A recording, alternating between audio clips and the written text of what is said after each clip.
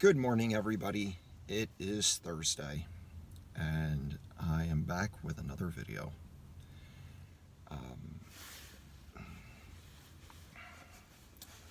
Quite a few things have happened over the last 24 hours, particularly regarding some responses I've received from my other videos.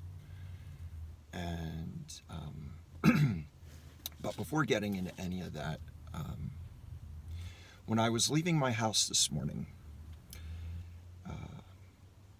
I have to drive through a canyon to get out into the main road and into town. And as I was driving through the canyon, there are these plants that have purple flowers on them. And as I crested this one hill, the valley opened up and it was just like a carpet of purple flowers. It was just beautiful. Kind of goes along yesterday with my thing about colors. And as I was driving through there, I was thinking how much prettier it would look if it would snow, because it would be a field of purple and white. And purple and white are my school colors from the high school that I graduated from. But that thought was immediately quashed because I don't want it to snow. We've had so much rain so far this year that it's just been treacherous where I live. I have to drive down a dirt road to get to my house, and even though I've got a full-size pickup truck, I still just slid all over the place, and it was just, I don't need that stress again. It's supposed to snow in Sedona tomorrow, which is where I do most of my work. They can have it. They're at a higher elevation anyway, so they can keep it.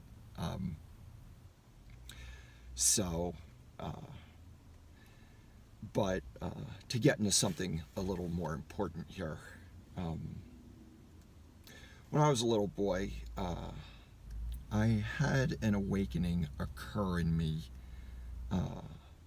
that made me realize that whatever the truth is about life, I didn't have it. And that awakening motivated me to want to know what is the truth about life and the universe and everything. And that journey basically lasted until 2012. And along the way,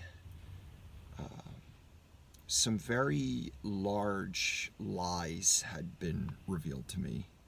I have a list of lies. Right now, there's 6. I call them the 6 biggest lies that have ever been told, or believed, actually. And there's one of those lies that I want to talk about this morning. So this is going to be another one of those controversial videos. And I consider this lie number 5 out of the 6 biggest lies so far. And that lie is that life is a zero-sum game. And what does that mean? What's a zero-sum game? Well, basically a zero-sum game is a situation where in order for one person to win, somebody else has to lose. If somebody's going to be rich, then somebody else has to be poor. That's a zero-sum game. There's a winner and a loser. Well, to believe that life is a zero-sum game is a lie. It's one of the biggest lies ever. And how this lie has become so thoroughly ingrained in the human psyche can be traced back to when humans started to use gold as a symbol of value. It's interesting. I don't know of any religious texts. I haven't read any of them except for the Bible.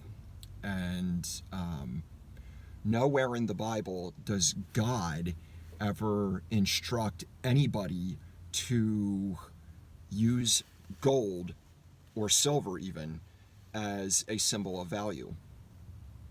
So that leaves the question, who came up with that idea? Well, obviously humans did. And on the surface, logically, it seems like gold is something that ought to be used as a symbol of value because it doesn't deteriorate, and it's scarce, meaning there's a finite supply of it in the earth. The earth is not manufacturing gold on a regular basis. Whatever's here is what's here. And, economically that makes sense to use that substance. But the fact of the matter is, life isn't about scarcity. Life is about abundance. If you look out in nature, I've talked about this in a previous video, that nature's full of abundance. And